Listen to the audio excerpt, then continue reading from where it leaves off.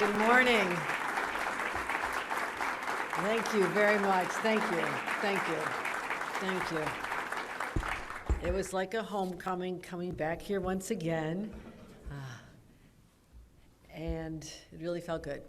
It really felt great, actually, to be able to come back to a community that I know so well and love so much, and especially the people. The people in this region, Central New York, are really quite extraordinary. The leaders, the elected people are always important, but also just the community engagement and the business engagement, I think, is second to none. And I really wanted you to know I don't take that for granted. And so I thank you for welcoming back. I want to acknowledge some of the leaders you're going to be hearing from in our program. Dr. Warren Hilton, the president of Onondaga Community College, has joined us. Ben Walsh, our mayor, who I've spent a lot of time working with, and he never stops giving me more things to do and more ideas. Manish Bhatia, the Executive Vice President of Global Operations at Micron. Micron, it's a word that's synonymous with hope and opportunity, and I'll always be so grateful to everyone who is part of the team to let Micron see what we've always known, that this is an incredible place to live, to work, to do business. So we're so excited about what the future unfolds for all of us in this area. So I want to thank. Also, I know we have Helen Hudson has joined us. Helen, our City Council President, Common Council President. Chris Ryan, the Minority Leader out in Onondaga County. Thank you, Chris, for being here. Rob Simpson. Rob, thank you for all you've done. We never stopped working together. We were at a football game trying to recruit more businesses, and we're never off. We're never off, even in the most casual encounters. Like, you sure you're not a supply chain to Micron? You want to come to Central New York? So we have our pitch. We have our pitch, but also to all the Onondaga County legislators who joined us, the elected leaders, City of Syracuse County Council members, and also our friends in labor who will be building our future. So I thank you all for being here today. And no secret, I went to school here, and I come back to this building in particular. I was talking to Ed Rowley about this. The day I graduated from Syracuse University, my parents brought me to the most beautiful place in Syracuse, the Syracuse Hotel Syracuse, and they took me to lunch. Now, you don't have to understand, when you come from a very big Irish Catholic family with a lot of resources, when your parents take you to a place that has a white tablecloth, it's really, really feels important. So I knew it was a great day of celebration, and I remember, silly memory, but there was a little glass of votive on the table, and I was commenting how pretty it was. My mother asked the waiter if we could buy that as a gift for me. So I still have the glass votive from here from many, many years ago. So this is a special place, and also just, Ed, to see the rebirth of this from the beginning, the peeling back of the murals and realizing there was a story that had been covered up, and now we had a chance to reveal it to the rest of the world. I love this place. I see Meg here talking about what we've done at Salt City Marketplace, all the entrepreneurs who just, their lives have been transformed, be able to be successful in the businesses they've always dreamed of. And so that's what I see happening here, and so much is going on with our regional economic development councils. And, my public life really started here. And I was here many, many times. I'm glad to be back. And what I see here, just we think about the economic numbers. I mean, you can talk about anecdotes and stories and how good it feels, but also there's some numbers that just, even, statewide, we look at, some of our economic numbers and unemployment, where we are in Syracuse. I swear it was double digits when I was here. I mean, it was just, heading upwards and upwards. It seemed like, Buffalo was 12, 14, 15%. Now unemployment is at 3.8%. I mean, unbelievable. And what we're seeing, 3% for Syracuse. Statewide is 3.8. Syracuse is even better. Total jobs, we've had statewide over 586,000 jobs created, and I'm talking about just as I became governor, and I'm not saying I did every single one of them, but if we lost 500,000 jobs, I'm sure I'd get blamed. So why can't I take the credit for this, right? But the Syracuse region had an increase in jobs. I mean, over 15,000 people just in 1 year, and that's just pre-Omicron energy. So that's the trend we're on right now, and I think that's a very positive one. Again, having been here when the trend was, oh my God, unemployment's high, people are leaving, there's no jobs. I mean, I lived through that, and it never leaves you. It always gives you this sense of anxiety about what could happen, but also appreciation when things are heading in a right way, and I'm so grateful for that. And of course, we'll never forget, October 4th, Micron. I was joined by Senator Schumer and Sanjay, and just talking about, it's like Sherry. You just say Sanjay. Everybody around here knows who you're talking about. And the great CEO of Micron who believed in us. And that investment of $100 billion over 20 years, the largest chip facility in the world, 50,000 jobs to this region. It's really important to us. It's really transformative. And so that allows us to really write the next chapter of the upstate manufacturing story. A lot of people didn't even think we were ever going to have a story, just kind of dead and buried. And now it's going to rise up.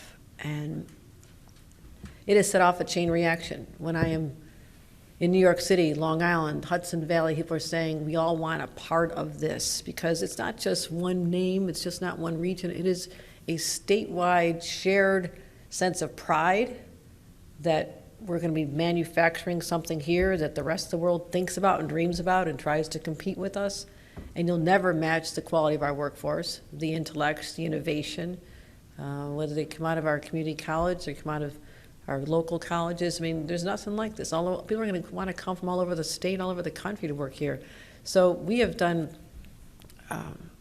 even Edwards Vacuum. I was calling into England, make phone calls. Hey, you thinking of coming here? And so they're the British-based leader in vacuum and abatement equipment in the semiconductor industry, and probably never heard of them before, but now they're going to be part of the New York family because they want to build a pump right here in Genesee, right down the road in Genesee County, creating 600 jobs. I mean, 600 jobs for a place like Genesee County is a big deal, is a very big deal.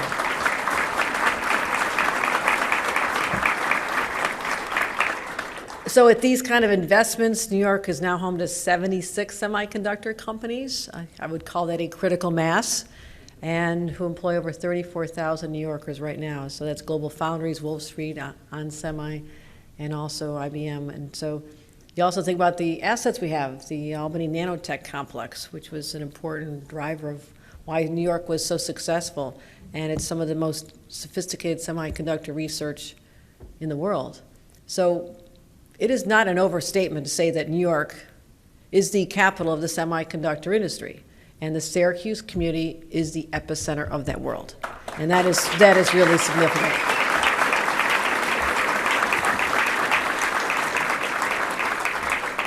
So never to rest on our laurels. We'll go bigger, we'll go bolder, and we'll get better. And so we're going to, as we build this new ecosystem, I want to let people know that this is not just we've got them and now we move on.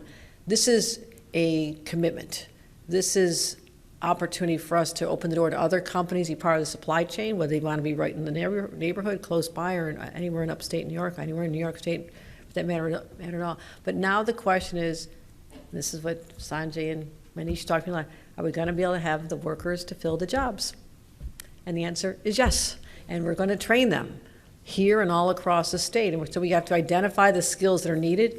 And that's why during my State of the State address, I announced the first ever Governor's Office of Semiconductor Expansion, Management, and Integration. Now, coincidentally, all that adds up to Go Semi.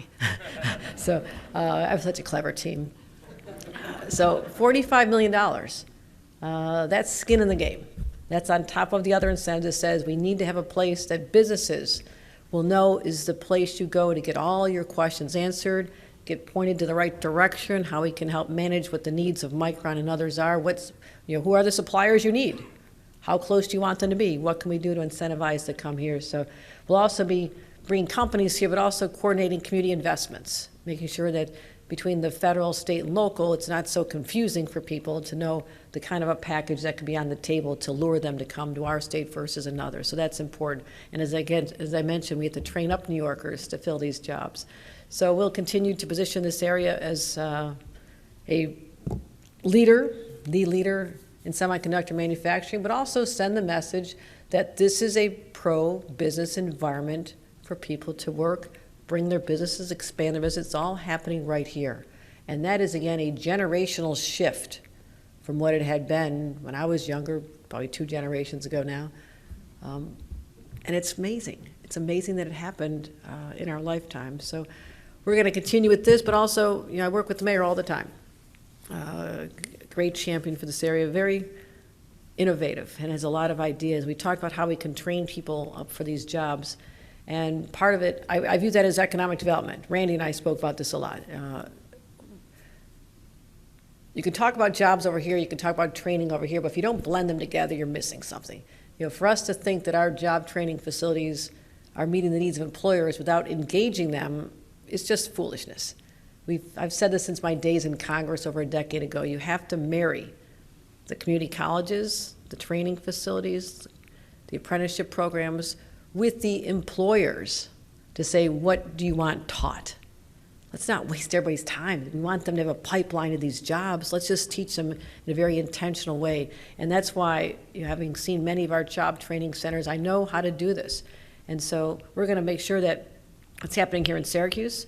We're going to be adding an additional $1 million to a program called Syracuse Build Pathways to Apprenticeship Program. This is for Syracuse.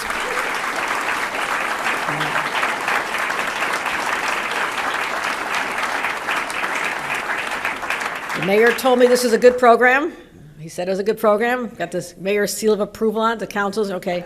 Good program. I said, okay, that's all. So this will be serving 115 building trade apprenticeships from I-81 to Micron construction and so much more. And also the Syracuse Surge High-Tech Careers Bridge program will go to outreach and have more mentoring and exposure for semiconductor careers. And so, money to help with that, to help with that as well. And we also know that we have to help invest in our mom and pop shops too. This is really important. No business starts out big. They all start small, and sometimes they need a little help moving along. So we're going to have a $5 million revolving loan fund to help businesses, do the renovations they need, the expansion, whatever they need, housing, the construction they need, rehabilitation, whatever they're looking for. And so a flexible finance program for the city of Syracuse, so you can help guide how this money is spent. Also, we have to have housing. This is what we talked about, right? Where are all these people going to live? We want to make sure that the center city, the city itself, is the main attraction, I would say, because we saw what happened when people left our cities. Mayor wasn't born yet, but it happened a long time ago.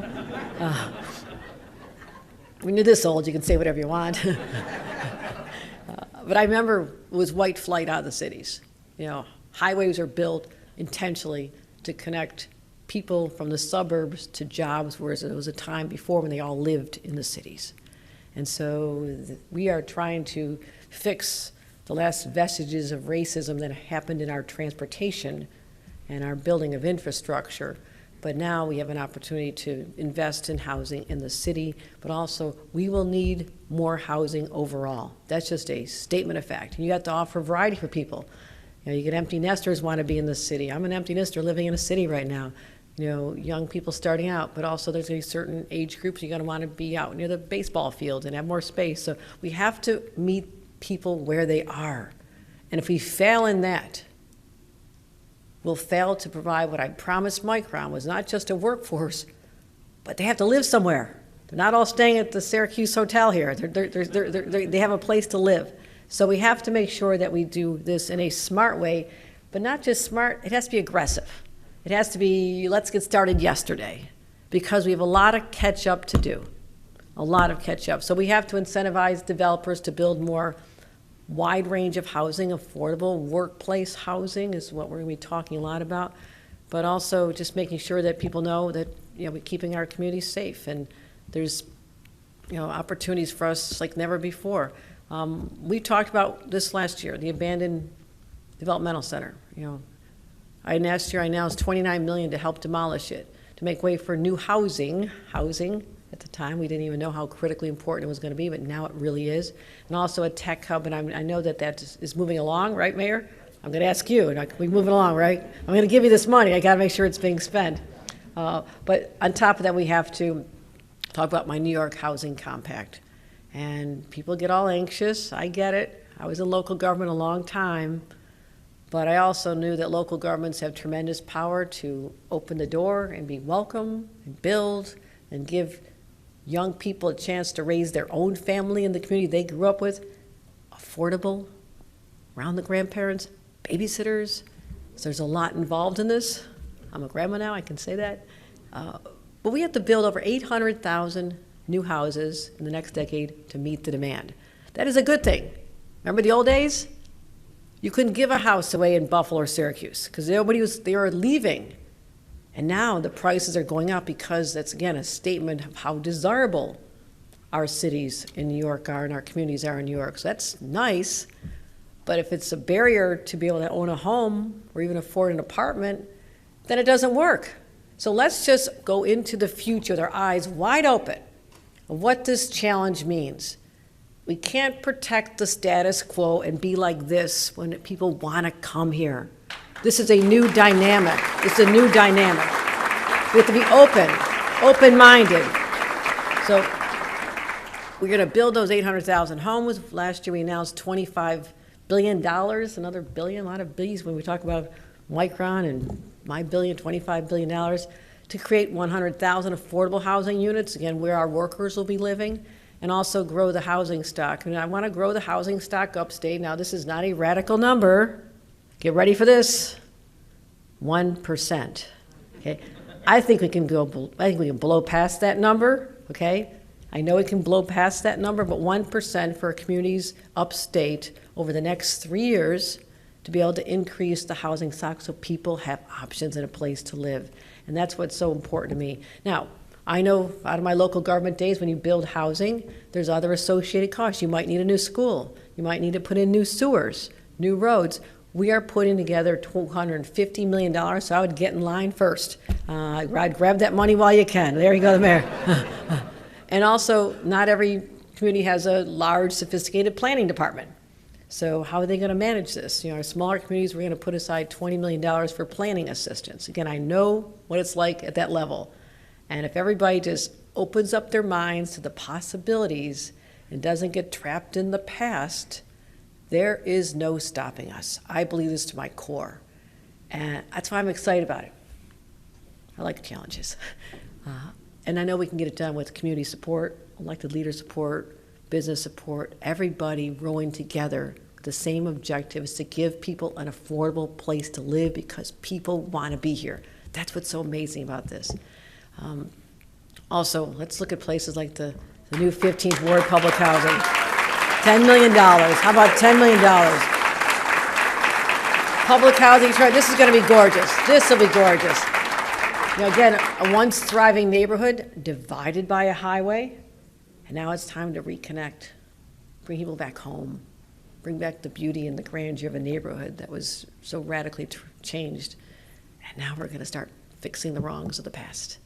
And I love that. I love doing that. Again, these are large investments, but to me, it is so worthwhile. The funding will go in 3 phases to a multi-year project, but it's time to reconnect a vibrant community once again. I look forward to touring there. We're heading here afterward, right, Mayor? So I'll be monitoring the progress. I'm going to ask you every couple of months how we're doing. We're moving along on this, but I'm really excited about this. But as we draw people to our state, to our communities, our cities, we have to assure people that they're going to be safe. And we will. We will.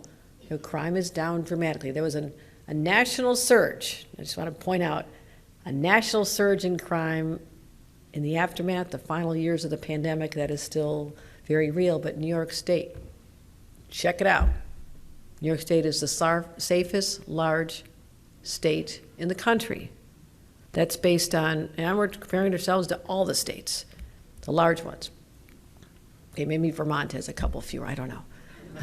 But we're talking about violent crimes, property crimes, quality of life crimes, and we developed an approach. We started talking to the mayors last year. Again, my local government experience, I know how important the mayors are.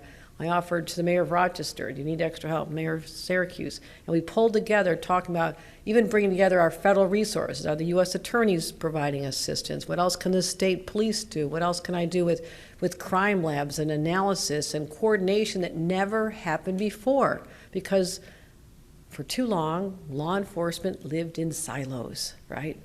ATF, FBI over here, sheriffs over here, local police departments over here, state police over here. And I said, I came in a year ago, I said, nope, same team, same team. We have the same objective. Let's pull together, let's pull our resources, let's do intelligence sharing, because we have to do this to make sure everybody not just feels safe, but is safe. So we still have some challenges ahead on public safety, but I'm putting more money into the gun violence issue. I'm watching the numbers closely here, more money. $337 million, an increase over $110 million from last year to reduce gun violence. That is significant. Last year we made an $18 million investment in the gun-involved violence elimination program. It's a fancy way of saying the communities that need it the most. We had 1.3 for Onondaga. This year I'm going to double that. I'm going to raise it up to $36 million because we're not out of the woods yet, but we're making real progress. And I mentioned our crime analysis centers. I toured one about a week and a half ago in Albany, but the Syracuse Police Department is not only home to the Central New York Crime Analysis Center, but it's one of our first 4 original centers. We're going to continue supporting these centers. I want them to know that if they need more equipment, make sure their technology is up to speed, that we're going to invest in this as well. Also, one thing that made sense to me but wasn't being done, the illegal guns aren't being made in New York State. Right? Where are they coming from? They have to all be coming from another state where they're manufactured legally. They're not being made here in New York. So you logically say, well, how do we stop them from coming across the border? A lot of them come from gun shows and events in Pennsylvania, come straight up Route 81, and all of a sudden they're in the streets of Syracuse. So not only at the time that I talk to my state police and say, I know you got a lot of work to do, but I need you to be interdicting guns at the border, tracking people, but then I realized I've got a lot of states that aren't talking to each other. A year ago, I announced a 9-state consortium of like-minded states from the Northeast who are now talking about when they see a trafficker, they know they're coming up, 81, 95, wherever they're coming from, and we can track them, share data, arrest them, and stop the guns from coming in the state of New York.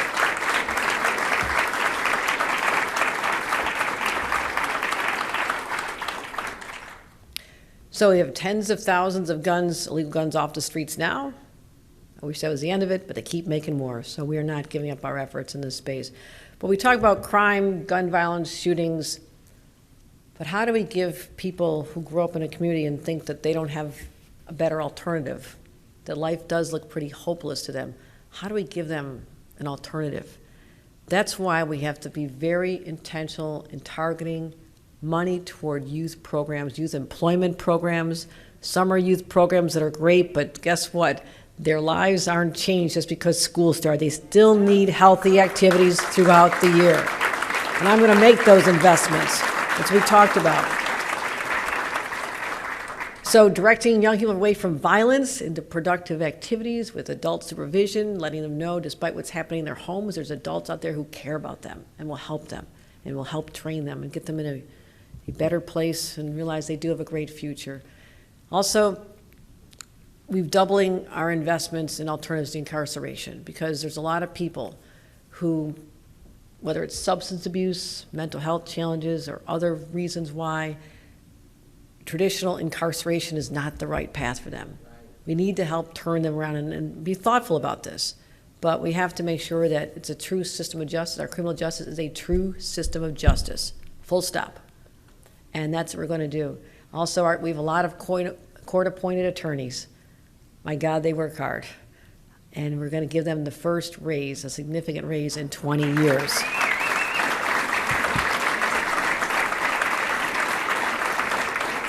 And there's been a lot of talk about the bail laws. Now, I'm going to just get everybody's mindset on this one. When we talked about that spike in crime all across the nation, everywhere, and everybody's blaming New York State bail laws for crime going up everywhere, Los Angeles, Chicago, Washington, D.C. So that had nothing to do with it. Let's just deal in realities here. But let's talk about the fact that right now, after having some changes last year to the bail laws, we want to make sure that people accused of low-level offenses who don't have money don't end up sitting in jail when someone else accused of the same offense who happens to have money or their parents can bail them out gets to go home. That is the description of injustice. That is what the bail laws changed. And we're not talking about changing that. But when you get to serious crimes, violent crimes, crimes involving guns or harm to other people, you have to give the judges the discretion to be able to take a look at that. So right now the law says there's factors a judge should consider when deciding whether someone should receive bail. And again, these are bail-eligible cases. By nature, they're already serious cases. Otherwise, they wouldn't be before a judge for bail. But our law also says that the judge has to consider the least restrictive means to ensure they come back to court. Do you see the inconsistency of what I just said? Consider all these factors, but you have to use the least restrictive means to get them back to. I just want to fix that. I just want to say that in these more serious offenses that are bail eligible in the first place, and many crimes are not, let the judges have the discretion to weigh past offenses, order protection violated, hate crimes, gun involved. I mean, there's so many things you want a judge to think about instead of just saying, oh, are they likely to flee to, another country or not? The flight of risk. We have to do that. So to me, it's common sense. I need all of you to help me let everybody know what's behind this. My values are strong, but also I'm going to be protecting society at the same time. They're not inconsistent values. And that's what I believe in the state of New York. We've also, I mentioned the state police earlier. I'm increasing, their ability to go into communities.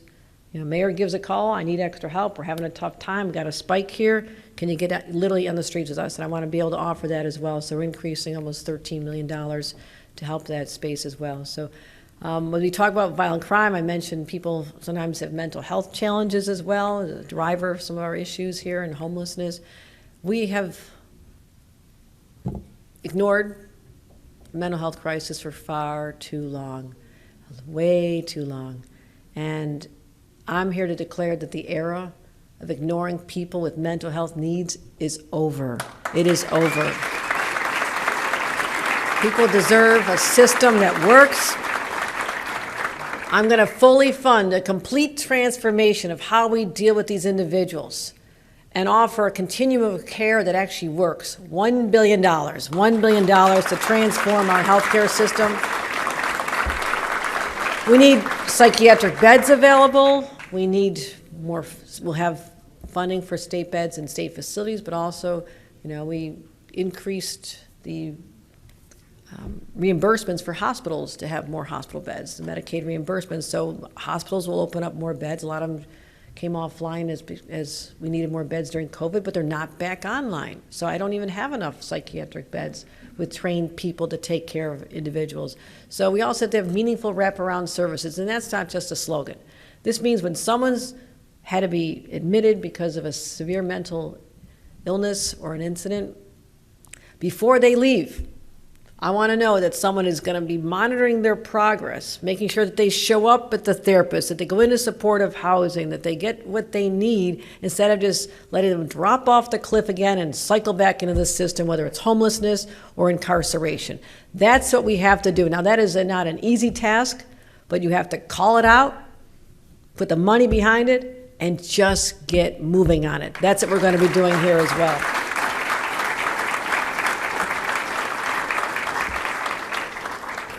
And let's think, I mentioned the pandemic a few times. A year ago, we probably wouldn't have been doing this in person very easily. But think about the kids. They didn't snap back to normal the day they could show back up at school and the pandemic was getting easier to manage. They're still suffering. Our kids are still suffering the effects of 2 solid years of either isolation or disruption, and teachers having to do the most extraordinary work, trying to teach them remotely. They got their own kids they're trying to take care of at home, and then back in the classroom. So many children who were not suffering effects before are now dealing with their own mental health challenges. And we give them a good education, but if we don't start thinking about them now and investing in them now, giving them preventative care now, having people embedded in our schools now to identify this, then we are setting these kids up for failure and a lifetime of needing help. So why don't we just be smart and help them while they're young? We can help bring them back from the edge and help save these kids' lives. Let's get that done as well. Let's invest in that. So we're continuing to invest in our schools. I will continue investing in our schools because we have no option. I have employers waiting to have highly educated young people. We're going to make those investments. We have the largest increase in school aid in the history of New York State. We also fund fully funded foundation aid, which was a subject of legal disputes for as long as we can remember. And that money was $2.7 billion. We're fully funding it for the first time this year.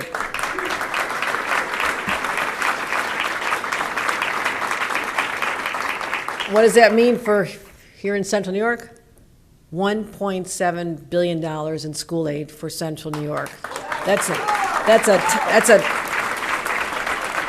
an increase of almost 170 million, a 10% increase from last year to this year. And I know that that's an investment that is smart. It's what we have to be doing, and also to make sure that our schools are providing the mental health and support system that our kids so desperately need. So we're going to continue focusing on that. I'm excited about that. I'm going to be visiting more schools and telling our teachers how much we support them.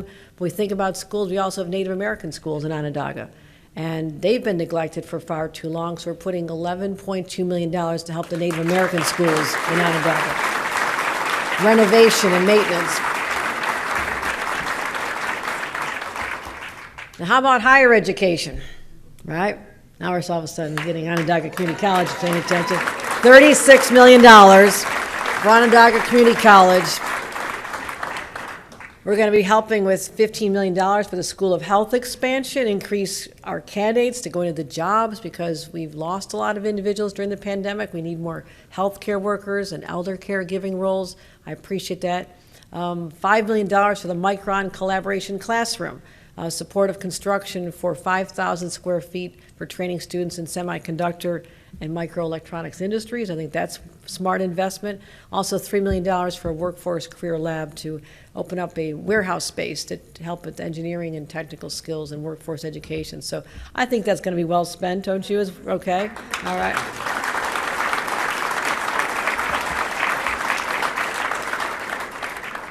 Also, fairgrounds needs some work again. We're always investing, but we have to this year we have to maintain. This year we have to maintain, and we have to invest. We're investing over $14 million for the fair.